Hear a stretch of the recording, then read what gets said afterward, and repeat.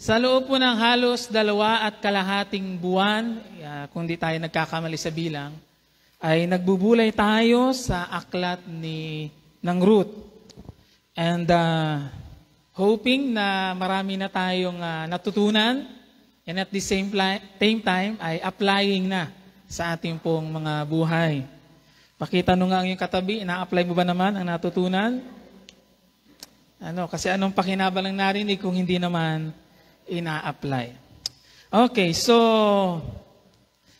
sa nakaraang Sunday po ay ipinakilala sa atin ng mas malapitan si Ruth sa pamamagitan ng pagtingin sa kanyang mga katangian at siya ipinakilala bilang isang babaeng mapagmahal, mapagpakumbaba, masipag, responsable at mabuti. Tanungin mga katabi, ganyan ka ba? Sikapin natin na maging ganyan tayo. Hindi mo aakalain na ang babaeng dayuhan at hindi naman talaga tubong Israelita ay nagtataglay ng mga ganitong katangi-tanging katangian. Na dapat ay unang nakikita o dapat ipinapakita ng isang lingkod ng Diyos o kabilang sa bayan ng Diyos.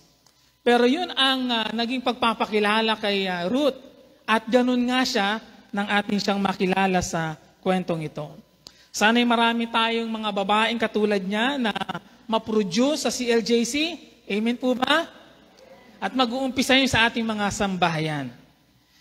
Ngayong umaga naman, nais kong ipakilala sa inyo ng mas malapitan, walang iba kundi ang isa rin sa may pinakamahalagang papel sa kwentong ito, si Boaz o si Buz. Mahalaga ang kanyang ginagampan ng papel sa kwento, bagaman na parang halos hati sila ni Ruth. Ipinakilala si Buz dito sa aklat ni Ruth sa chapter 2 verse 1, kung naroon po kayo sa aklat ni Ruth. Sa ganitong pagpapakilala, yung pinakang umpisang introduction sa kanya, sabi dito, si Elimelech, ang nasirang asawa ni Noemi, ay may isang kamag-anak na ang pangalay Buz o Boaz, kung ano man ang mas magandang pakinggan. Mayaman ito at makapangyarihan. So yun ang unang pagpapakilala o entrada pagdating kay Boaz. Sa ibang mga salins, especially sa English translations, ay ganito ginamit ang mga salita ng pagpapakilala sa kanya. Ginamit yung salitang worthy man. Yung isa pa, rich and influential man. Ginamit din yung salitang prominent man. At yung isa pa, a man of considerable wealth. Talagang merong natatangi at malaking yaman. Lahat ng mga salitang binasa ko o ginamit na pagsasalin nito ay iisa ang inilalarawan. Na si Boaz ay nasa isang mataas na katayuan at isang maimpluwensyang tao sa kanilang lugar. In short, hindi ito isang ordinaryong tao lamang. A powerful man. A very influential man sa kanilang lugar. Sa ating panahon, maari siguro nating tingnan isang kilalang businessman at maituturing din na merong isang malaking impluwensya sa kanyang lugar. Kaya kung sa ating panahon siguro ngayon at nabubuhay pa siya, ay maaaring i-encourage siya ng iba na mag-file ng candidacy. Kasi meron siyang meron siyang pwedeng pagkunan. Mayaman, may impluwensya. Kukumbinsihin siya na tumakbo. Siyempre sa katayuang meron siya, sa impluwensyang meron siya, malabong kukunti ang susuporta sa kanya. Maaring malaki ang suportang makuha niya sa mga tao. Bakit ko po nasabi yon? Ang isip ng mundo, sa pagkakaroon ng nakahihigit na kalagayan sa iba, ay isang pagkakataon para makuha naman ang isa pang mas mataas at mag-aangat sa kanyang kalagayan or status din sa lipunan. At yan ang makikita natin sa mundo ngayon. Hindi ko sinasabing lahat, pero majority ay nasa ganoon. Ganun pa man, sa kabuuan ng kwento, makikita natin na bagaman taglay ni Boaz ang kayamanan, kapangyarihan, impluwensya, at pagkilala ng mga tao, ano ang mas nangingibabaw na pagpapakilala sa kanya? Kung sino siya bilang isang tao. Sa kabila ng pagiging higit na nakakaangat kesa sa iba. Paano ba natin matututunan niyon? Na kahit tayo'y iniaangat ng Diyos sa ating kalagayan ng higit sa iba, ay hindi naman nawawala yung mga mabubuting katangian na dapat nananatili sa isang tao, lalo na sa isang taong kabilang sa bayan ng Diyos. Ang problema minsan sa isang tao, kapag umaangat sa kalagayan, sumasabay din ang kanyang pag-angat ng ugali. Mayabang, tumataas ang tingin sa sarili. Ngunit iba si Boaz. Ginamit niya ang meron siya para maging pagpapala sa iba. Hindi ba't magandang halimbawa iyon kung tayo ay pinayagan ng Diyos na maging mas nakakaangat sa kalagayan kumpara sa iba, na maging isang pagkakataon para maging pagpapala tayo sa mga tao sa ating paligid. Isa pang pagpapakilala kay Boaz na very obvious sa teksto natin sa Ruth ay yung siya ay naging asawa nga ni Ruth, o specifically naging pangalawang asawa ni Ruth. Pangalawang asawa dahil alam nating ang unang naging asawa ni Ruth ay yung isa sa anak ni Noemi, si Mahalon. Ngunit namatay ng maaga at walang anak na naiwan sila doon sa Moab. Kaya kay Ruth ang mapangasawa si Boaz ay maaaring tingnan na pagbibigay sa kanya ng Diyos ng second chance. Ngunit kay Boaz, ang mapangasawa si Ruth ay bunga ng kagandahang loob ng Diyos sa kanya sa kabila ng kanyang katandaan. Tingnan niyo ang sabi sa Ruth chapter 3 verse 11. Ang reaksyon ang tugon ni Boaz sa ginawa ni Ruth sa kanya. Sabi ni Boaz dito, Ruth 3:11, higit na kagandahang loob, hindi lang sa kanya kundi sa aming angkan, ang ginawa mong ito kaysa ginawa mo sa iyong biyanan. Kaysa pagtitimbang ni Boaz, higit na mas malaking kabutihan ang ipinamalas niya sa kanya kaysa sa kanyang biyanan. Ang sabi pa, hindi ka humabol sa isang lalaking bata pa na maaring mayaman o mahirap. Kaya dito madidescribe natin at inadescribe ni Boaz ang kanyang sarili na siya nasa senior age na that time. Kung hindi ako nagkakamali sa background research na ginawa ko, nasa 80 years old na daw, something like that. So hindi ko tiyak kung tama talaga yun. Pero siya nasa senior age na that time. Ngayon, ano ang matututunan natin doon sa sitwasyon ni Boaz? Ito ang nakita ko po mga kapatid. Kahit may edad ka na, kung kalooban ng Diyos na magkakaasawa ka. O sabihin mo sa iyong katabi, kahit nagkakaedad ka na, kung kalooban ng Diyos ay kayo magkakaasawa ka. Amen po ba? Ika nga, age doesn't matter. Sa isang banda, totoo ito sa karanasan ni Boaz. Waring masyadong huli na ang pag-aasawa para sa kanya. Ngunit, sabi nga nila, naihabol pa rin. Naihabol pa rin. Ganun naman talaga mga kapatid. Kapag may plano ang Diyos sa buhay natin, matutupad at matutupad ang plano ng Diyos kahit waring nagtatagal iyon. Kahit waring nagtatagal. Kaya sa mga single na nariyan, may pag-asa pa. Pag-asa pa. Mag-amen kayo. Amen? Bagaman, posible rin naman po mga kapatid, na maaaring hindi na umaasa pa si Boaz na magkakaasawa pa siya sa kanyang edad. Naunawaan niyo po ba yung sagot niya kay Ruth? Na maaaring sa hindi niya ina-expect na darating pa yung puntong iyon. Maaaring hindi na siya nga umaasa. And yet niloob pa rin ng Diyos. Kaya isang bagay ang malinaw mga kapatid. Ang plano pa rin ng Diyos ang mananaig sa ating buhay. Ang plano ng Diyos. Ngayon tatalon ako sa pagdating sa chapter 4. Mapapansin nyo sa chapter 4, yung huling verse, nasa bandang huling verse, ang sabi doon ay, naging mag-asawa na nga sila ni Ruth. Yan nyo sa 4 verse 13. Napangasawa nga ni Boaz si Ruth at iniuwi sa kanyang tahanan.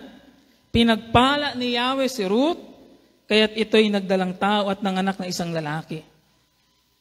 Sinabi ng kababaihan kay Noemi, purihin si Yahweh, binigyan kanya sa araw na ito ang isang apo na kakalinga sa iyo, maging tanyag nawa sa Israel ang bata. Verse 15, maghatid nawa siya ng kaaliwan sa puso mo at mag-alaga sa iyong pagtanda. Ang mapagmahal mong manugang na nagsilang sa bata higit kaysa 7 anak na lalaki. Verse 16, kinuha ni Noemi ang bata, magiliw na kinalong at inalaga ang mabuti. And then, itong mga sumusunod talata, siya'y tinawag nilang Obed, ipinamalita nilang nagkaapo ng lalaki si Naomi. Si Obed ang siyang ama ni Jesse, na ama naman ni David. Sa dulong verse makikita natin na ipinakilala o binanggit yung sumunod na lahi pagkatapos ni Boaz at nabanggit si David. Ano ang ipinapakita noon? Nasa plano ba ng Diyos na maging asawa ni Boaz si Ruth? Ang sagot ay malinaw na oo. Ngayong umaga, talagang gusto kong ibahagi sa atin, si Boaz, taglay ang mga katangian ng isang kahangahangang lalaki. Kasi kung si Ruth ay mayroong mga kahangahangang katangian bilang isang karapat-dapat na babae, ano naman ang pwede nating makita dito kay Boaz? Mga katangian ng isang kahangahangang lalaki. Ang totoo ay marami tayong pwedeng makita at mapag-aralan. Actually, sa aking pag-aaral, marami akong nailista. Ngunit mas pinili kong pagsamahin ang mga ito sa 3 punto lamang. Maaaring hindi ko talaga lahat ma-highlight ang bawat isa, ngunit sa tingin ko ay sapat ang aking ibabahagi ngayong umaga para sa ikatututo nating lahat. Anong klaseng tao si Boaz? Actually, may title ang aking mensahe na, What kind of man are you? Anong klaseng tao ka? Una, makikita natin at makikilala si Boaz na isang taong a man of faith. Isang taong may pananampalataya sa Diyos. Sa Ruth chapter 2 verse 4 ay ganito ang sabi, sa darating naman si Bus mula sa Bethlehem, sumainyo si Yahweh, ang bati niya sa mga gumagapas, pagpalain nawa kay ni Yahweh, tugon nila. Bagaman waring maiksi lamang ang detalye tungkol sa paglalarawan ng pananampalataya ni Boaz, ngunit ang iilang mga talata ay nakita kong sapat para i-conclude na siya ay isang taong merong tunay na pananampalataya sa Diyos at pagkakilala sa Diyos. Bakit ko sinasabi yun mga kapatid? Kasi during that time, wala pang hari. At ang sabi ng hukom, ang mga tayo malayang gawin ng kanilang lahat ng ibig. Mapapansin nito sa binasa nating talata na isang pagpahati ni Boaz sa mga kababayan niya, specifically sa mga nagatrabaho sa kanyang bukiran. Ang lumalabas sa kanyang labi ay kung papaano siya pinagpala ng Diyos at pinagpapala din naman ng iba. Sabi sa mensahe ni Jason, sa kultura ng pagpapala, natutunan natin ang pagsambit ng pagpapala sa iba ay katumbas din ng pagpapahayag mo ng iyong pananampalataya. Ipinapakita ng simpleng pagbati ni Boaz sa kanyang mga manggagawa ang kanyang pananalig sa Diyos sa pinagmumulan ng lahat ng meron siya. Nagagawa niyang sumambit ng pagpapala sa mga tao dahil sa kanyang pananampalataya kay Yahweh. At tila ito isang pang-araw-araw na routine para sa kanya kapag siya pumupunta sa kanyang bukirin. Kaya sa madaling sabi, sa puso't isipan ni Boaz, palaging nasa isip niya ang Panginoon. Di ba yung nasabi ni Panginoong Yesus, out of the abundance of the heart, the mouth speaks. Kung ano ang nasa puso mo, yun ang sinasabi mo sa Mateo 12:34. Kaya kung ano ang madalas na bukang bibig, malamang-lamang yun din ang laman ng ating puso. Hindi ba kung meron mang dapat tayong higit na kung meron mang higit na dapat tayong maging pagkakilanlan sa ating sarili, yun ay ang ating pananampalataya. Nakikilala ba ng mga tao ang Diyos sa ating pagsasalita? Nalalaman ba ng mga tao ang pananampalataya mo sa mga salitang binibitawan mo o sinasabi mo? Ngayon, para lalo nating ma-appreciate ang pananampalataya ni Boaz, ihambing natin ito sa sinabi sa Ruth chapter 1 verse 1. Balikan niyo ang inyong Bible po. Ruth chapter 1 verse 1. Ano ang introduction? Sabi dito, nang ang Israel ay pinamumunuan ng mga hukom, nagkaroon ng tagutom sa buong bayan. And gusto kong ihambing natin si Elimelech at si Boaz. Paghambingin natin. Ang sabi ng talata, nagkaroon ng tagutom sa buong bayan. Kaya lahat ay naging apektado nito noong panahong iyon. Kabilang na doon si Boaz. Pero meron silang magkaibang reaksyon sa krisis na dinaanan. Ang reaksyon ni Elimelech kasama ang kanyang sambahayan ay umalis, lumisan ng bayan ng Diyos at pumunta sa ibang bayan para doon dumiskarte. Ngunit pinili ni Boaz na manatili sa Israel. Nasaan ang pagkakaiba nilang dalawa? Ang kanilang pagtitiwala sa Diyos. Ipinakita ng krisis ang tunay na kondisyon ng kanilang pananampalataya at pag-asa sa Diyos.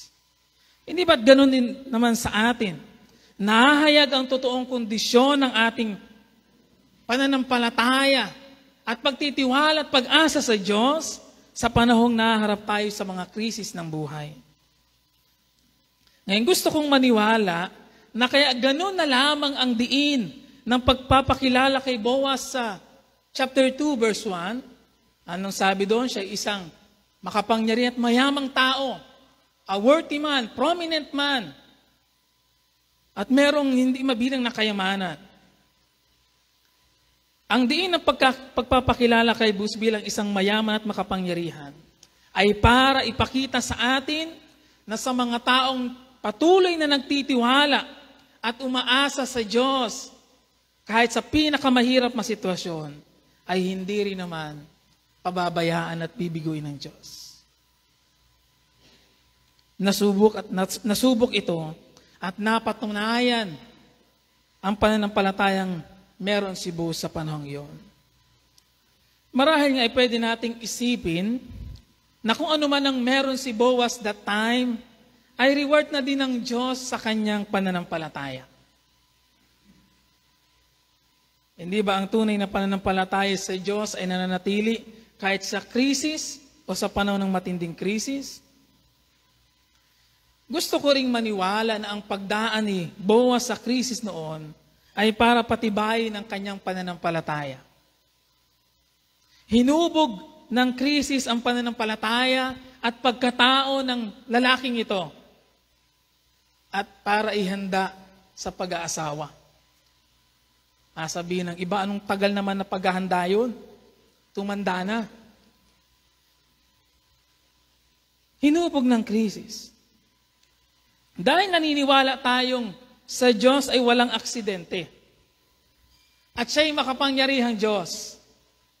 Ang pagtatagpo ni Boaz at Ruth ay hindi nagkataon lamang. Sadyang ito'y nakaplano na din sa Diyos at kalooban ng Diyos na mangyari.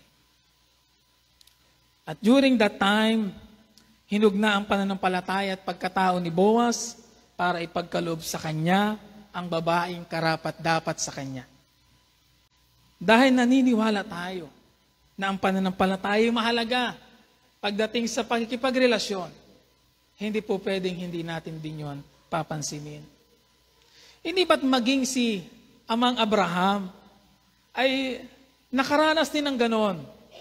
Nagsambit ang Diyos ng pangako sa kanya na siya magiging ama ng maraming lahi. Ngunit umilang ang 25 years bago ito natupad. Bago ibinigay yung anak. Ang sabi doon sa Experiencing God na libro, bakit kumain pa ng 25 years bago ipagkaloob ang anak kay Abraham, si Isaac? Dahil kumain pa ng 25 years para hubugin ng Diyos ang pagkatao ni Abraham para siya maging isang karapat-dapat na ama kay Isaac. Hindi kaya ganun din sa atin? Kahit sa ere ng tungkol sa pag-aasawa o pagkakaroon ng relasyon. Hinuhubog ng Diyos ang ating pananampalataya at pagkatao. Ang Diyos ay matapat sa kanyang pangako. Kung hindi pa man ipinagkakaloob ng Diyos ang iyong hinihiling, marahil ay dahil nais ng Diyos na lumalim ka muna sa iyong pananampalataya at kaugnayan sa Kanya. Kaya sa mga binata, may babaeng karapat-dapat din sa inyo na inilaan ng Diyos. Huwag magmamadali. Payagan niyo muna ang Diyos sa patibayin ng inyong pananampalataya sa Kanya. Para makabuo tayo ng isang pamilyang may pananampalataya sa Diyos, kailangan mag-umpisa yon sa ating sarili. Paano mo aakayin ang iyong pamilya na manampalataya sa Diyos? Tunay na manampalataya. Kung ikaw naman ay walang tunay na pananampalataya. Saan mo sila dadalhin? Ililigaw mo lamang sila sa buhay na ito. And I'm speaking sa majority ng mga kalalakihan. Sa mga kadalagahan, kung meron mang unang dapat kayong hanapin at tiyakin sa isang tao, especially sa mga binata ang manliligaw na meron, ay ang kanilang pananampalataya sa Diyos. Gaano katotoo at katibay ang kanilang pananampalataya sa Diyos? Kung isang Kristiyanong sambahayan ang pangarap mo para sa iyong future, huwag kang papato sa isang taong walang matibay na pananampalataya sa Diyos. Mabibigo ka, masasaktan ka, at maaari ka pang mapahamak. Hindi natin tiyak kung ilang taon si Boaz sa kwentong ito. May nagsasabing ang 80. Pero ang malinaw lamang ay siyang matanda na. Hindi kaya ang kanyang pagtanda ng walang asawa ay nagsasabi din sa atin ng ganito. And I'm speaking sa lahat ng mga singles pa. Sa isang taong may pananalig sa Diyos at ang pag-asa ay nasa Diyos, ay sapat na para maging panatag ka sa buhay na ito. Amen po ba? Na kung meron kang buong pagtitiwala at pag-asa sa Diyos, sapat na yun para pumanatag ka sa buhay na ito. Ang merong mga matibay na pag-asa lamang sa Diyos, ang maaaring pumanatag din sa buhay na ito. Kahit si Apostol Pablo ay nagpapatotoo sa atin, ang sabi niya, sapagkat para sa akin, si Kristo ang buhay at dahil dito ay pakinabang ang kamatayan. Ano ang ipinapahiwating ni Apostol Pablo? Wala siyang ibang kailangan na. Dahil nasa kanya na si Kristo, yung kanyang pananalig kay Jesus ay sapat na tigit pa. Kaya nga siguro nabanggit din niya sa isa sa kanyang mga sulat na sinabi niya, gusto ko sanang kayo tumulad sa akin, wag na kayong mag-asawa. Para buong-buo niyong maibigay ang inyong buhay paglilingkod sa Diyos. Wala talagang ibang hinahangad na si Pablo sa buhay niya kundi ang Diyos at mapaglingkuran ng Diyos hanggang dulo. Sabi pa niya, inaari kong kalugihan, Filipos 3 verse 8, ang lahat ng bagay bilang kapalit ng lalong mahalaga ang pagkakilala kay Kristo na aking Panginoon. Ang lahat ng bagay ipinalagay kong walang kabuluhan, makamtan ko lamang si Kristo. Hindi ba ito totoo rin kay Boaz? Ang pananalig niya kay Yahweh para isapat na para ipanatag ang kanyang buhay. Sabi ng Bible, huwag kang mabalisa. Tanungin mo nga ang iyong katabi, ikaw ba may kapanatagan sa buhay na ito? Ikaw ba mayroong kapanatagan sa buhay na ito? Kung kumbinsido ba tayo mga kapatid na yung ating pananampalataya sa Diyos at pag-asa sa Diyos ang siya ding magsisecure ng ating buhay? Mag-iingat ng ating buhay. At kung meron tayong buong pagtitiwala sa Diyos, sa Kanyang plano at sa Kanyang mga salita at pangako, bakit kailangan nating mabalisa sa mga bagay na meron sa buhay na ito at sa mundo? Paano kaya tayo makakarating sa paglagong yun na meron si Pablo? Sapat na si Kristo. Isa pang patunay na nakita ko tungkol sa pananampalataya ni Boaz ay ang paraan ng kanyang pagsunod sa ibinigay na utos ng Diyos kay Moises. Ang sabi kasi sa Levitico chapter 19 verse 9, kung mag-aani kayo sa inyong bukirin, ititira ninyo ang nasa gilid at huwag na ninyong babalikan ang inyong naanihan na. And then sa Levitico 23 verse 22, huwag ninyong aanihin ang nasa gilid ng triguhan at huwag din ninyong pupulutin ang inyong naiwang uhay. Ipaubaya na ninyo sa mga mahihirap at mga dayuhan. Ako si Yahweh, ang inyong Diyos. Di ba ito ang saktong-saktong eksena doon? Nang makita ni Boaz at tinanong niya ang kanyang mga tao, sino yung babaeng yon? Yung po si Ruth, ang manugang ni Noemi. At ito mismo ang ginawa ni Boaz at in-advise ang kanyang mga manggagawa sa bukirin.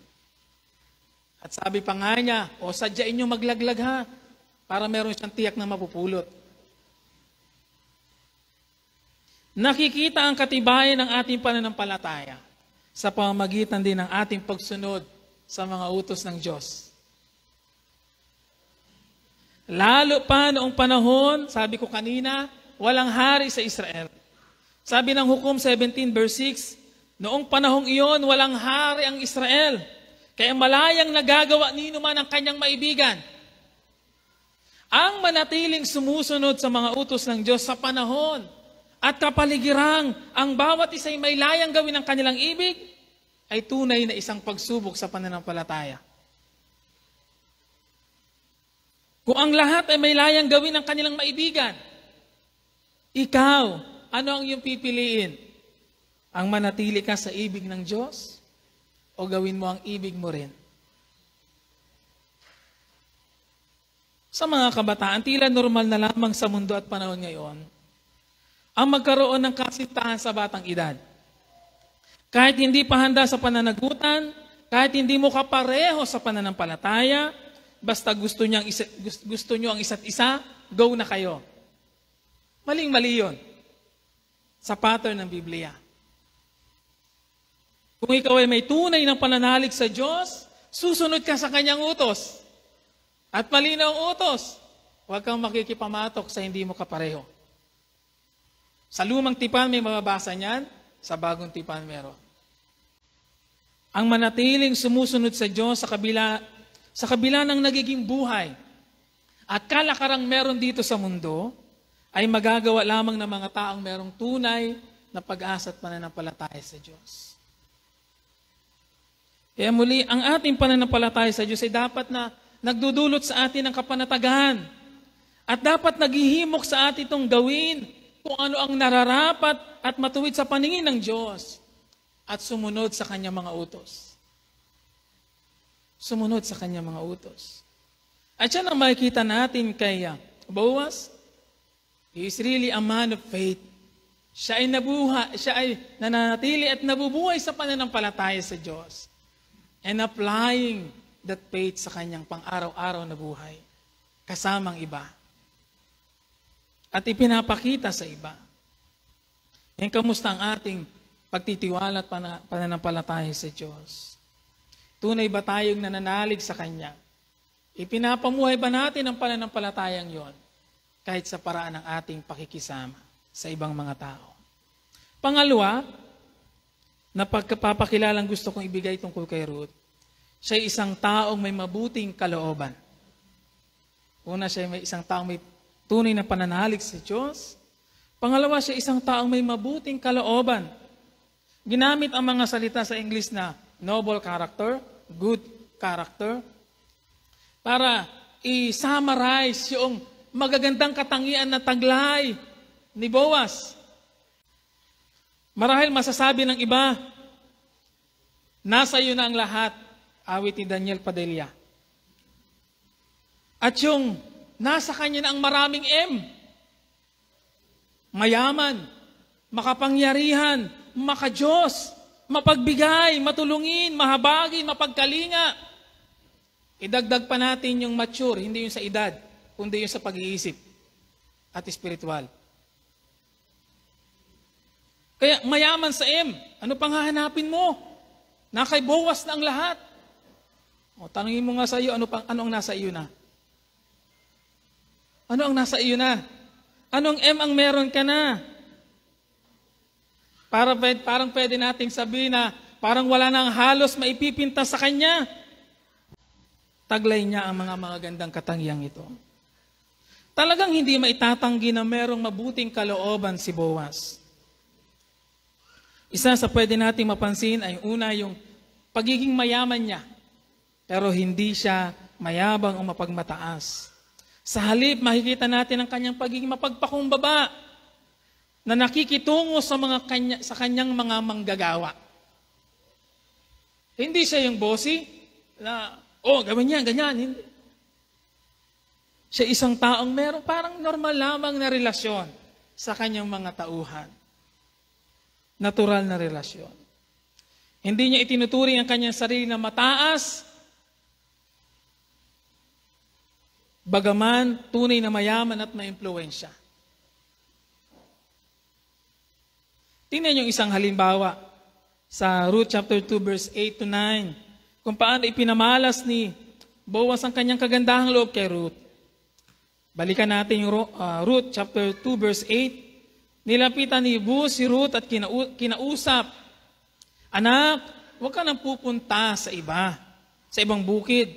Dito ka na lamang mamulot, kasama ng aking mga manggagawang babae.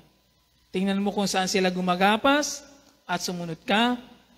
Sinabi ko na sa mga tauhan ko na huwag kang babawalan." Ang utos lamang naman ng Diyos ay tiyaking merong mapupulot yung mga tao. Pero in-extend pa ni Boaz ang kanyang kabutihan kay Ruth. At tiniyak niya sa kanyang mga tauhan na tiyakin yung merong mapupulot itong si Ruth.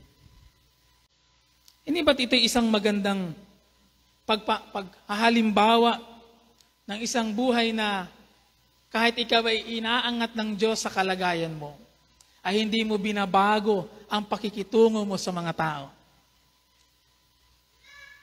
At hindi mo pinipili ang mga taong pakikitunguhan mo ng mabuti. Ang problema sa iba kapag inaangat na ng Diyos sa kalagayan, nagbabago na din ang pakikitungo sa iba at naging mabuti lamang ang pakikitungo sa mga kapantay nila. Mali. Siya man ay nakahigit sa iba, pero hindi niya yung ginamit para maliitin din ang iba. Sa halip, ginagamit pa nga niya ang kataasan at pagiging angat niya para maging pagpapala sa ibang mga tao. Ang sagot ni Ruth, yumukod si Ruth bilang pagbibigay galang. At ang wika ni Ruth ay ganito, "Napakabuti niyo sa akin." Hindi lamang mabuti, napakabuti ninyo sa akin. Gayong ako'y dayuhan lamang. Na-appreciate ng gusto ni Ruth yun. Una, dahil hindi siya taga roon. At pangalawa, higit sa inaasahan niyang ginawa sa kanya. Sabi ni Ruth, "Napakabuti niyo sa akin." Grabing appreciation sa kabutihang ipinamalas ni Boaz. Kung tayo man ay higit na mas pinagpapala ng Diyos kaysa sa iba, kung tayo man ay iniangat ng Diyos sa kalagayan kaysa sa iba, yun ay dahil nais din ng Diyos na maging instrumento ka para mapagpala at matulungan ng iba. Ang ating pag-angat sa katayuan sa buhay ay hindi lamang para sa ating kapakinabangan. Hindi lamang para guminhawa at sumarap ang ating buhay. Isa yun sa ating ma-enjoy, pero hindi lamang yon. Yun ay gagamitin din natin para makatulong tayo sa ibang masigit na nangangailangan kaysa sa atin. And hindi ko naman sinasabi at hindi ito nangangahulugan na lahat na lamang ng tao ay ating tutulungan. Ngunit nagbibigay ito sa atin ng hamon at pagkakataon na ma-practice ang pagkakawang gawa. Lalo pa kung meron kang kakayanan na gawin ito. Lalo na kung meron kang kakayanan gawin ito. Sabi ng 2 Korinto chapter 9 verse 8, magagawa ng Diyos sa pasaganayan kayo sa lahat ng bagay, higit pa sa inyong pangangailangan, upang may magamit kayo sa pagkakawang gawa. Hindi ba higit na mas kahanga-hanga ang isang taong ibinabahagi ang meron siya sa iba para sa kapakanan ng iba? Pakisabi sa iyong katabi, share your blessing. Share your blessing naman. Anong mga pagpapala ang meron ka ngayon na maaari mong maibahagi sa iba para sila'y matulungan? Para sila'y mabless din naman kung papaanong pinagpapala ka ng Diyos. Isa rin sa kapansin-pansin kay Boaz ay ang kanyang pagiging mahabagin. Siya'y mahabagin kahit sa isang dayuhan. Si Ruth na hindi lamang basta dayuhan na taga-ibang bansa. Siya'y galing sa bansang Moab. At ang history ng Israel at Moab ay merong malalim na history, kasaysayan ng pag-aaway at alitan. At may tuturing na ang Moab ay isa sa kanilang kaaway na bansa. At ang totoo, merong history sa Moab na naging dahilan kung bakit ang mga Israelita ay nahulog sa pagkakasala sa Diyos dahil sa isang babae na nunukso.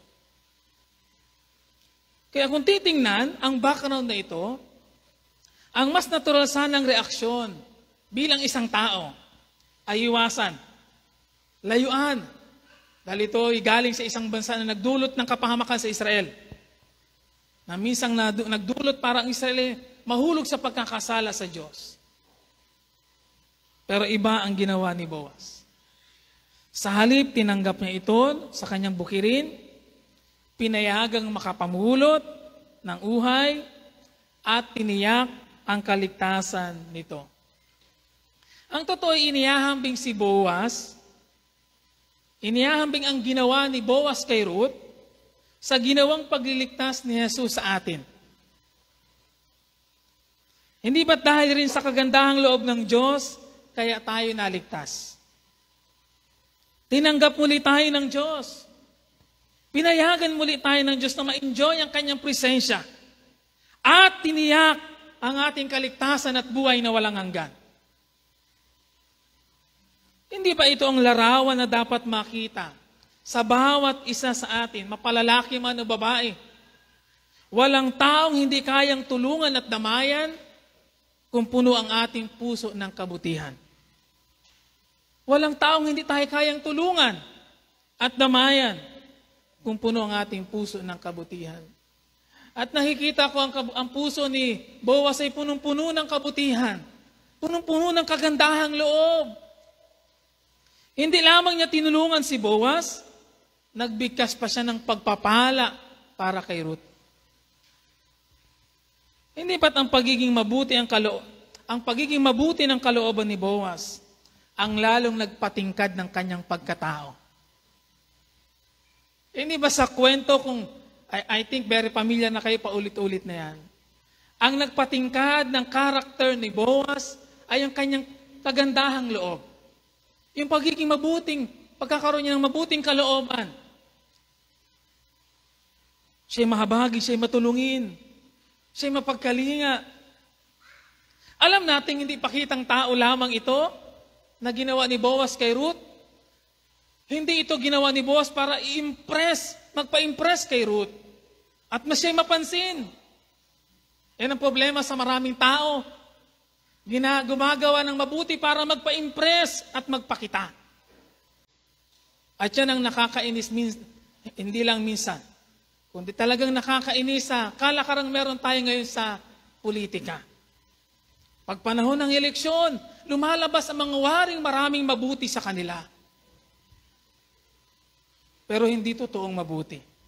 Dahil merong ibang intensyon. Malaking dagdag sa pagkatao, na maging kaakit-akit yung isang taong merong mabuting kalooban. Hindi po ba, nag-agree po ba kayo na dagdag pang akit iyon, na meron kang mabuting kalooban? Kaya nga ganun ang inagawa ng mga, wala naman akong pinapatamaan, pero namibigay ng kung ano-ano, nagiging mabuti sa mga tao, pupunta kung saan-saan, sa bundok, sa mga hulo-hulo, para mag-abot ng mga bagay na waring kailangan ng mga taong ito. Bakit? Dahil gusto nilang ipakita sila mabuting tao. At sila ay karapat-dapat na kilalanin dahil sa kabutihang iyon. Sabi mo sa iyong katabi, hindi ganong klase ng pagpapakita. Ang pagiging mabuti ang naturo ng Bible. Ang malinaw tungkol kay Boaz, kahit siya'y may edad na, kahit siya'y matanda na, pero palaging nasa puso, parang palaging sariwa sa puso niya ang tumulong sa iba. Mas mahalaga ang panloob na pagkatao kaysa panlabas. Hindi baling, hindi masyadong gwapo, basta maganda naman ang kalooban. Hindi ako masyadong napagkalooban ng pang-artistang mukha. Pero naalala ko lamang, hindi ko naman kilala. Na ako'y nasa Japan pa, may nakasama kami, nangangakyatin kami ng bundok doon. May kasama kaming isang Japanese. Sabi ng isang Japanese na kasama namin, hindi ko agad na gets. Ang ibig pa lang sabihin, may kamukha kang artista. Oh, talaga? Ngayon ko lang nalaman yun. Artista sa kanila. May malay ko kung sino yun. Pero sa atin ng mga Kristiyano, at sa pananampalatayang meron tayo, hindi ang panlabas ang dapat nating higit na mas inapaganda. Yun ay dapat nating pagandahin. Hindi ko naman sinasabi na wag na kayong, sa mga babae, wag na kayong mag-makeup, wag na mag-ayos, hindi. Ang gusto natin sabihin na ito, wag tayong masyadong mag-focus sa panlabas, na iiwan naman ang panloob. Higit nating pagandahin ang ating kalooban, dahil doon tunay na magagawa natin ang nais ng Diyos. Hindi napigilan ni Ruth na sambitin ang mga salitang iyon. Sa bandang una, ang unang sinabi ni Ruth kay reaction ni Ruth pala sa ginawa ni Boaz. Sa Ruth chapter 2 verse 13, ang sabi naman niya, napakabait ninyo sa akin. Pansinin niyo yung mga salita ni Ruth, napakabuti niyo sa akin. Napakabait niyo sa akin. Hindi ba ina-describe ni Ruth kung anong klaseng tao si Boaz? Hindi lang siya basta mabait. Hindi lang siya basta mabuti. Napakabait. Napakabuti. Sabihin mo sa iyong katabi yun ang ating i-goal. Maging napaka. Hindi para sa ating sarili, kundi para sa kapakanan ng iba at sa karangalan ng Diyos. Si Ruth mismo ay aminado na kung tutuusin, sabi kasi niya doon sa verse 13, 2 verse 13, pinalakas po ninyong aking loob sa inyong sinabi. Ako po ay isang hamak na alipin at hindi man lamang marapat ibilang na isa sa mga manggagawa ninyo. Si Ruth mismo ay aminado na kung tutuusin, hindi siya karapat-dapat sa ganoong pagturing. Alam ni Ruth yun sa kanyang sitwasyon. Hindi siya karapat-dapat sa ganoong pagturing. Kaya gano'n na lamang niya na-appreciate yung pagturing ni Boaz sa kanya. Ang totoo, hindi natin kailangang magpa-impress para magustuhan tayo ng mga tao sa paligid. Maging mabuti lamang tayo sa ating pakikitungo, yung totoong galing sa ating puso, at ang tao na rin ang magpapatotoo ng ating kabutihan sa kanila. Kahit ang kabutihan ng Diyos ay nagtuturo sa atin na ang pagiging mabuti sa kapwa ay walang hinihintay na kapalit. Pinili ng Diyos na gawan tayo ng mabuti kahit hindi tayo karapat-dapat. Ipinadala niya si Jesus, nagkatawang tao dito sa lupa, namatay sa krus para bayaran ang ating mga kasalanan. Hindi ginawa ng Diyos ang lahat na yun para i-impress ang tao. Ginawa ng Diyos yun dahil sa kanyang kabutihan. Dahil sa kanyang kagandahang loob, sabi ng Bible. Ang tunay na pagmamahal ay puno ng kabutihan ng puso at pagnanais na makatulong sa iba. Yan ang makikita nating picture sa Diyos. Yan ang makikita nating picture kay Boaz. At yan ang picture na dapat din nating i-goal sa ating sarili. Selfless. Mas iniisip ang kapakanan ng iba kaysa sa sarili. Huwag nating gayahin ng iba na ang daming ipinapakitang waring mabubuti, pero hindi naman totoong mabuti. Ang totoong kabutihan ng loob ay ginagawa ng walang anumang hinahangad, nakapalit o balik. Kung ang kabutihan ng Diyos ay ganoon sa atin, ginawa yun ng Diyos dahil sa kanyang kagandahang loob at pag-ibig. Dahil ang totoo, wala naman tayong kayang ibalik at iganti sa ginawa ng Diyos na pwedeng pumantay doon. At alam ng Diyos yun, na wala tayong anumang kayang maibahayad sa ginawa niyang kabutihan sa atin, and yet, iginawa pa rin ng Diyos yun para sa atin. Hindi ba niya na-appreciate? At sabi nung awit natin kanina, yung panghuling awit, anong sabi ng awit? Napakabuti mo. Bakit natin nasasabing napakabuti mo, Panginoon? Kasi hindi natin masukat yung kabutihan ng Diyos. Yun talagang ibig sabihin nun. Na ipinamala sa ating buhay. Sa mga dalaga, gusto kong sabihin ito. Masyado akong nagiging prangka dahil gusto kong samantalayin ng pagkakataon. Huwag padadala sa husay, magpa-impress ng mga binata. Maraming magaling magsabi ng mga pabubulaklak na salita. At mga binata, huwag namang basta padadala sa panlabas na ganda ng babae. Marami nang nadaya. Matutunan nyo sanang tumingin hindi sa labas, kundi sa panloob na pagkatao. At tayo lalo tigit bilang mga Kristiyano ay magsikap na kumilos at mamuhay na baon lagi yung kagandahang loob ng Diyos sa ating mga puso at siya rin nating ibabahagi at ituturo sa iba. Hindi ba yung ma-appreciate mo kung gaanong naging napakabuti ang Diyos sa iyo, ay dapat na maghimok din naman sa iyo na maging mabuti at sikaping maging napakabuti sa iba. Ginawan tayo ng Diyos ng higit sa nararapat. Wow, hindi talaga karapat-dapat tayo para doon, sabi ni Ruth, hindi ako karapat-dapat sa ganyan. Kaya ang sambit natin, napakabuti mo. Sabihin mo nga sa iyong katabi, tunay na napakabuti ng ating Diyos. Sikapin nating sundan yung halimbawang iyon. Pangatlo po, sa pagpapakilalang ito, anong klase uring tao si Boaz? Yung meron siyang paninindigan sa kanyang salita. He is a man of word. He is a man of faith, a man of good character, of kind character, and he is a man of word. Sa iba, a man of integrity. Sabi doon sa Ruth chapter 3 verse 11, sabi ni Boaz kay Ruth, ipanatag mo ang iyong loob, nalalaman ng buong bayan ng iyong katapatan, gagawin ko ang lahat ng sinabi mo.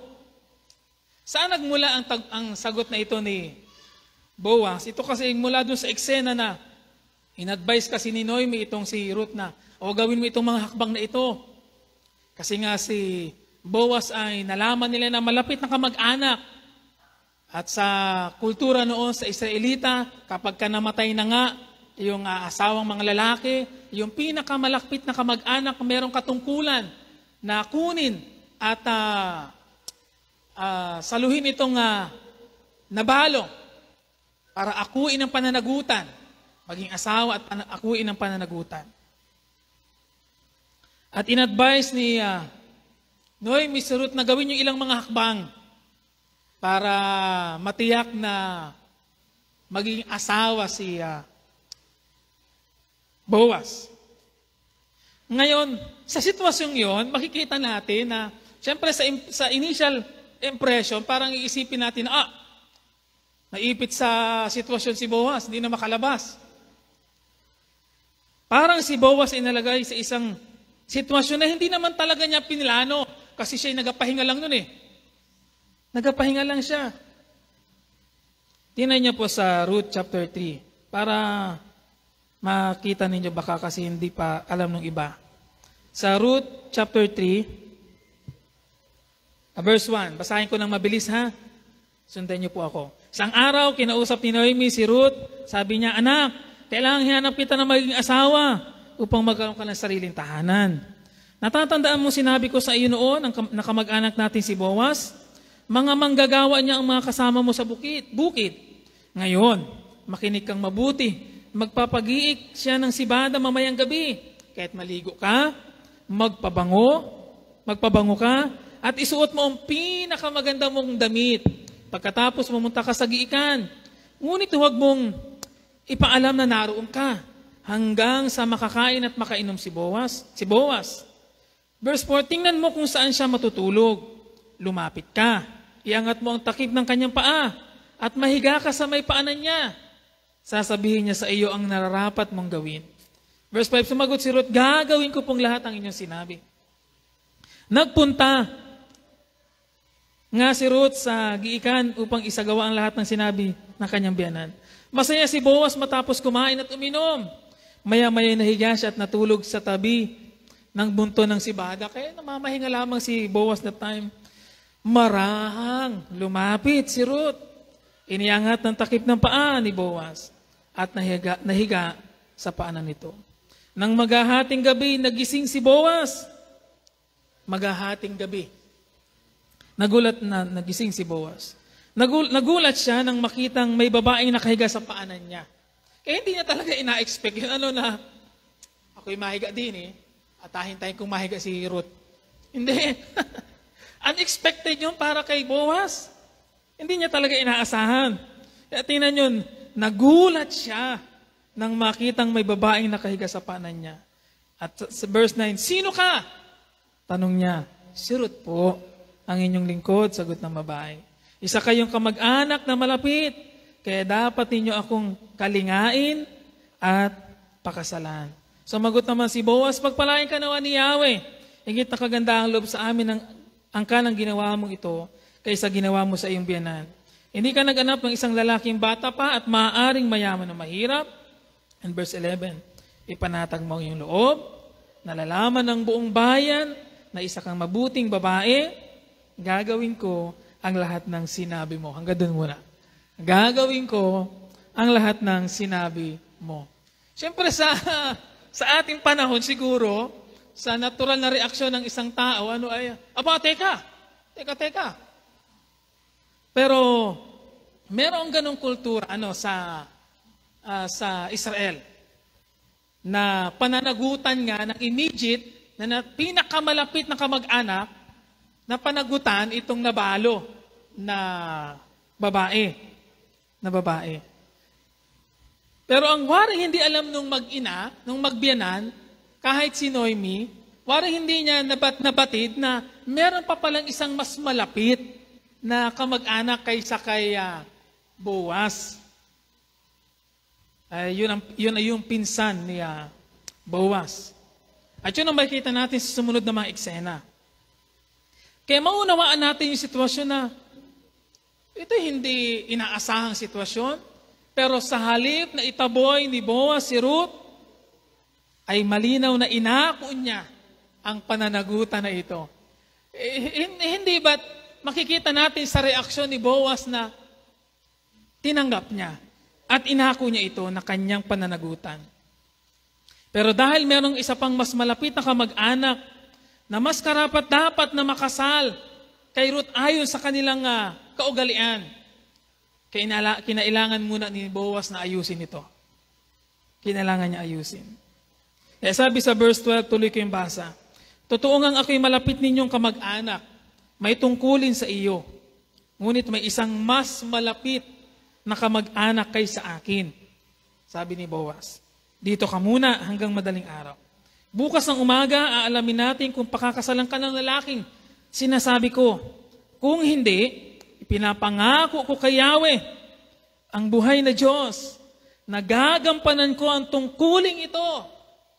Matulog ka na muna ngayon.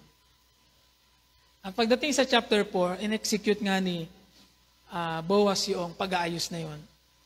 Pinuntahan niya, inabangan niya yung kanyang pinsan sa may pintuan ng gate, sabi doon, ng lungsod, hanggang makarating yung kanyang pinsan at kinausap niya. Anong ipinapahiwatig noon? Gagawin ko ang lahat ng sinabi mo. Tiniyak ni Boaz kay Ruth na huwag siyang mag-alala, gagawin niya ang lahat ng kanyang hiniling. Minsan nyo na rin bang narinig yung mga ganyang mga pangako? Gagawin ko ang lahat para sa iyo. Yan ay isang uri ng pangako. Yung binitawan ni Boaz kay Ruth ay isang klase ng pangako. Gagawin ko ang lahat ng iyong sinabi. Ilang beses yun ang narinig yan? O dating narinig? Natupad ba ang pangako o napako na lang? Pangkaraniwan na lamang sa panahon, waring sa panahon ito, na nagsasambit ng mga pangakong gagawin ko ang lahat para sa iyo, ibibigay ko ang lahat para sa iyo, susungkitin ko pati ang araw at buwan, ay mangarap ka ng gising. Paano masusungkit? Pero yun ang mga pangako. Ang sarap pakinggan kapag ka nagabitaw ng mga pangako. Ay, hindi ba? Sino ba naman ang hindi mawiwili? Gagawin ko ang lahat. Ibibigay ko ang lahat para sa iyo. Kaya kahit sa puntong ibinigay na pati ang sarili. Pero, ibahin natin si Boaz. Talagang tinupad niya ang kanyang pangako kay Ruth. Inaksyonan niya ang nakita niyang problema doon. Kaya sabi doon, nagtungo si Boaz sa may pintuan ng lungsod. Sa dakong pinagtitipunan ng bayan. Noong panahon yung waring doon sa pintuan ng lungsod, nangyayari ang mga pag-uusap na kailangan ng mga decision making. So doon nila ginagawa kasama ang ilang mga elders. At di nagtaga, dumaan ang tinutukoy niyang pinakamalapit na kamag-anak ni Elimelech. Sabi niya, pinsan, sandali lang. Maupo ka rito at may sasabihin ako sa iyo. Lumapit naman ang tinawag at naupo sa tabi ni Boaz. Kaya talagang nakahanda si Boaz na gawin ang lahat, matupad lamang ang kanyang sinabi kay Ruth. Ayaw niyang biguin si Ruth. Tinatawag si Boaz sa English na kinsman redeemer. Ako tama yung aking Tagalog, kamag-anak na manunubos. Pero yung redeemer, ay alam natin yon, manunubos. Kaya siya iniyahambing kay Jesus. Maliit na R. Dahil sa kanyang ginawa kay Ruth. Sa halip na ang pinsan ang gumawa nito, si Boaz ang umako ng pananagutan at sumagip sa kalagayan ni Ruth. Si Jesus ay tumayong manunubos din natin at dahil sa kanya nagkaroon tayo ng bagong pag-asa, ng bagong buhay at katiyakan ng buhay na walang hanggan. At nangako ang Diyos noon, tinupad ng Diyos sa pamamagitan ng Panginoong Jesus. Hindi ba't ang larawan ng pagiging man of word ni Boaz ay makikita rin natin sa halimbawa ng Diyos mismo. Sa ibang mga kalalakihan, huwag tayong magaling mangako pero hindi naman kayang panindigan at gawin. Gaano na karaming mga pangako ang napako, mahal na mahal kita, sumpaman, hindi kita iiwan, pero iniwan at pinagpalit pa. Madali lamang ang mangako pero ang tuparin yun ay mahirap. Kaya kahit ang Biblia ay nagtuturo na huwag tayong mangangako kung hindi rin naman natin kayang gawin. Ang sabi ng Mangangaral 5 verse 6, kung huwag mong pabayaang magkasala ka dahil sa iyong salita, alalaon bagay mangangako ka at babawiin mo pagkatapos, Sa ganyan, galit na galit ang Diyos, at kung magkagayon, hindi kanya pagpapalain sa anumang iyong ginagawa. Kung meron mang isang pinakamasama at pinakamasakit, ay ang mangako ka ng isang bagay na hindi mo naman gagawin o kayang gawin.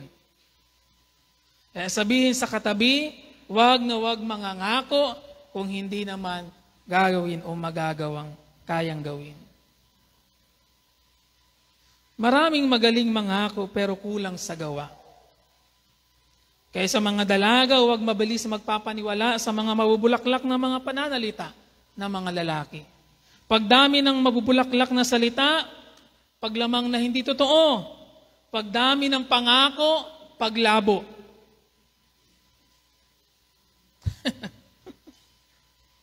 Kaya mainam pang hindi mangako, gawin mo na lamang. Ngayon talagang kahanga-hanga si Boaz pagdating sa bahaging ito. Dahil wala siyang pinalampas na pagkakataon, kinabukasan na inaksyonan niya agad. Kahit sino'y may nagpapatotoo tungkol sa katangian ni Boaz, ang sabi niya kay Ruth tungkol kay Boaz sa ito sa 3 verse 18, maghintay ka anak, hanggang sa malaman mo kung ano ang kalalabasan ng bagay na ito. Hindi titigil si Boaz hanggat hindi niya nalulutas ito. Kaya kahit sino, may kilala niya kung anong klaseng tao si Boaz. Merong isang salita yan. Pag sinabi niya, gagawin niya. At hindi yan, gagawin niya ang lahat ng pwedeng magawa para magawa yung sinabi niya. Hindi siya titigil hanggat hindi nalulutas. Kaya pinag-aralan, pinag-isipang mabuti ni Boaz ang kanyang gagawin at sasabihin sa kanyang pinsan para matiyak na walang magiging hadlang. Kaya bago ka magsabing gagawin mo ang lahat, isipin at timbangin muna kung kaya mo bang panindigan ang iyong sinabi. Pangit na patotoo sa isang Kristiyano, ang mangako ka pero hindi mo naman gagawin at tutuparin. Hindi ba't mabigat na assignment ang ipinasa ni Ruth kay Boaz? Sabi ni Ruth, malapit po kayong kamag-anak, marapat na ako'y kalingain ninyo at pakasalan sa inyong kaugalian. Ipinasa ni Ruth kay Boaz ang pananagutan at waring kahit ang kapalaran ni Ruth. Mga binata, handa ka na bang pasanin ang responsibilidad na manguna ng isang pamilya? Handa ka na bang ibigay ang kanilang pangangailangan? Handa ka na bang gawin ng talaga ang lahat alang-alang sa kapakanan ng iyong magiging future na pamilya? Kung hindi pa, huwag ka munang sumubok. Ikaw din ang mahihirapan at sa huli baka sumuko. Huwag niyong isasama sa inyong biyaheng pag-aasawa ang babae kung wala pa kayong sapat na kakayanan para tuloy-tuloy na imaneho ang sasakyan hanggang sa dulo. Anong ibig sabihin nun? Huwag niyong aalukin na maging kasintahan ng isang babae o aasawahin kung hindi ka pa sigurado na kaya mo nang gawin ang lahat para sa kanya. Huwag niyong itatali ang inyong buhay sa isang taong hindi naman kaya kayong panindigan hanggang dulo. Mga babae. Huwag ninyong itataya ang inyong kapalaran sa isang pangakong walang katiyakan. Malamang-lamang sa huli magsisisi at mapupuno ng panghinayang. Kaya kilalanin muna, aralin ng pagkatao, at yun ay nadadaan sa pagiging magkaibigan, bago maniwala, kung ayaw mapahamak. Kung ayaw masira ang buhay, ay huwag agad maniniwala. At huwag basta sasagot at sasama kung hindi mo naman tiyak na kaya niyang panindigan ikaw.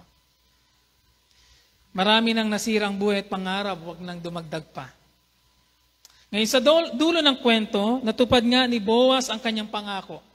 Verse 13, chapter 4, na pangasawa ni Boaz si Ruth at iniuwi sa kanyang tahanan. At sa kapanahunan, pinagkalooban sila ni Yahweh ng isang anak na lalaki. Mapalad ba si Boaz kay Ruth? Mapalad ba si Ruth kay Boaz?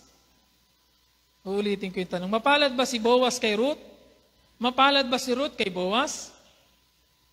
Mapalad si Boaz kay Ruth sa pagbibigay sa kanya ng Diyos, ng asawa, kahit sa kabila ng kanyang katandaan. Ngunit mapalad din si Ruth kay Boaz para ang hindi na ibigay at naranasan sa kanyang unang asawa ay niloob ng Diyos na maranasan niya. Magkaroon ng anak at isang maayos na buhay. Talagang tama din ang basbas na iginawad ni Boaz kay Ruth. Pagpalain ka nawa ng Panginoong Diyos ang Israel, yamang sa kanya kadumulog at nagpakalinga. Hindi ba't pareho silang naging pagpapala sa isa't isa? Ito ang susi, mga kapatid, lalo na sa mga kabataan. Kapag kapareho kayong sumusunod sa kalooban ng Diyos at merong tunay na pananalig sa Diyos at sumusunod kayo sa kanyang gabay, kayo ay tunay na magiging parehong pagpapala sa isa't isa.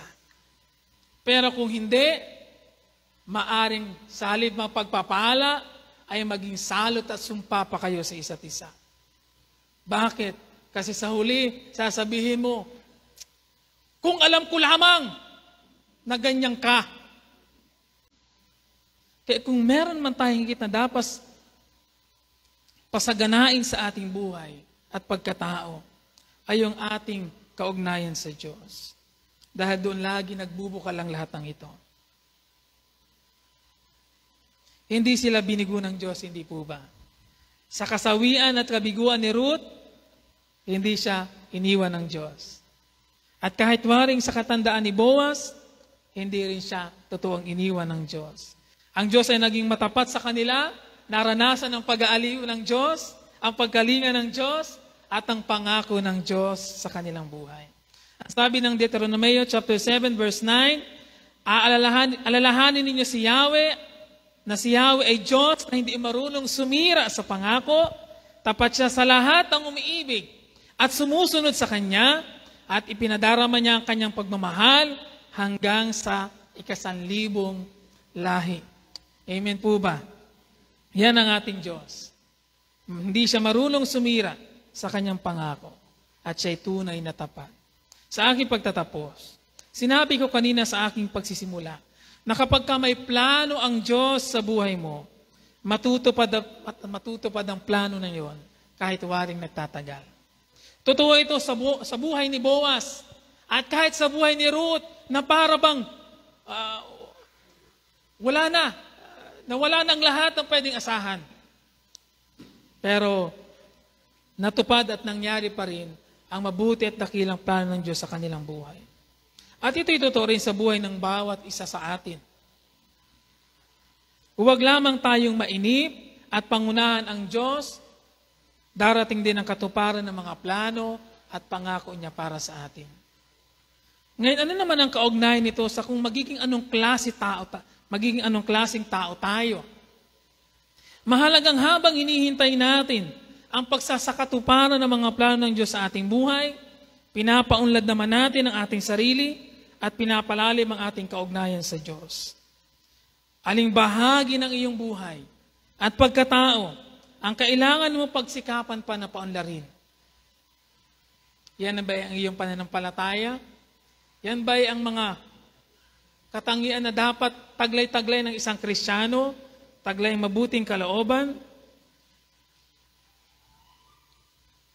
Marahil ay makakatulong ang sinabi ni Pablo sa atin para magsuri ng ating sarili.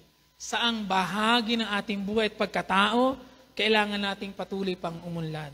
Sa unang Timoteo 6:11 ay ganito ang sabi. Sundan niyo na po sa inyong mga hawak na Bible at babasahin ko sa ESV translation. Unang Timoteo chapter 6 verse 11, "But as for you, O man of God," please take note the word, O man of God. Kung ikaw ay kabilang sa man of God, ito ang sabi ni Pablo. "Flee these things and pursue righteousness, godliness, faith, love, steadfastness, gentleness. Yung nasabi niyang nauna na plea distinction na unang mga verses, yung mga gawa ng laman at yung pamumuhay sa laman. And then isinunod niya, sa halip na yung mga yon, ipurso daw natin ang mga bagay na ito. Ano yon? Yung katuwiran ng Diyos, yung kabanalan niya, yung kabutihan, pagiging mabuti, yung paglago sa pananampalataya, sa pag-ibig, kagandahang loob, kahinahunan, kapapumbabaan. Lahat ng ito, sabi ni Pablo, pursue.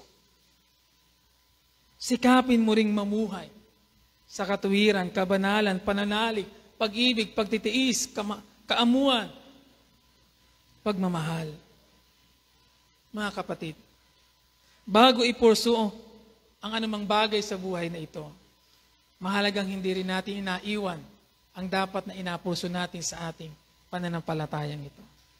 Sa mga kabataan, mapalalaki man o babae, bago ipurso ang panliligaw o bago mag-alok ng manliligaw o pag-aasawa, suriin muna ang inyong sarili. Ready na ba ang iyong pagkatao? Ready na ba ang pananampalataya mo? At ready ka na bang humarap sa pananagutan na ito?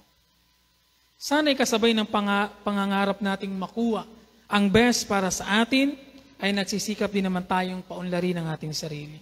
Una, para sa kapurihan ng Diyos at kapakanan ng mga taong nasa paligid natin na gusto ng Diyos na mapagpala.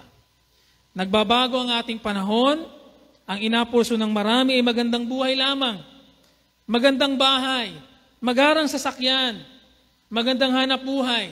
Hindi naman talaga masama ang lahat ng yan, pero kung yun lamang, kulang na kulang yun. Dahil hindi doon tayo dapat nabubuhay. Mayroong higit na mas mahalaga sa buhay na ito. Ang mga plano at layunin ng Diyos ay higit na mas mahalaga kaysa sa anumang mga planong meron tayo.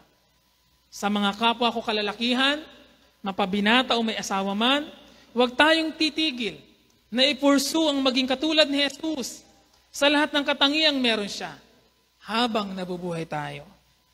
There is always room for improvement, sabi nga. At sa disenyo ng Diyos, sa lalaki ibinigay ang mas mabigat na pananagutang magturo at mag-akay. So be the best man, be the man of God, at katulad ni Boaz, sana'y magkaroon tayo ng mga natatanging katangiang ito, hindi para sa ating sariling kapakinabangan lamang, kundi para sa kapakinabangan ng iba at sa kaluwalhatian ng Diyos. Before you become a man of blessing, you need to be a man of faith, and before you become a man of faith, you must be a man of God. Pagpalain po tayo ng Panginoon, tayo po tumayo at manalangin.